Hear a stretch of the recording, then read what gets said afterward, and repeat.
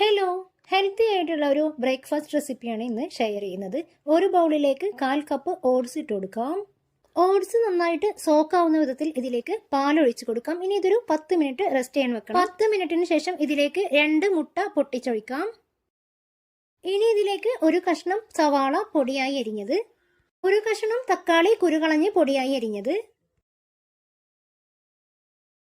ചെറിയൊരു കഷ്ണം capsicum, carrot പൊടിയായി അരിഞ്ഞതുകൂടി ചേർത്ത് കൊടുക്കാം.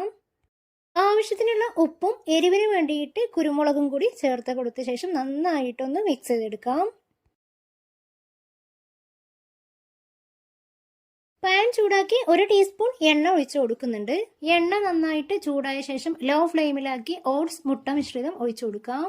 വെജിറ്റബിൾസ് എല്ലാ ഭാഗത്തേക്കും ഒന്ന് സ്പ്രെഡ് ചെയ്ത് കൊടുക്കാം. അടിഭാഗം വന്നതിന് ശേഷം ഒന്ന് തിരിച്ചിട്ട് കൊടുക്കാം. അപ്പോൾ ഇത്രയേ ഉള്ളൂ. വീണ്ടും ഒരു വീഡിയോയുമായി കാണുന്നത് വരേക്കും ബൈ.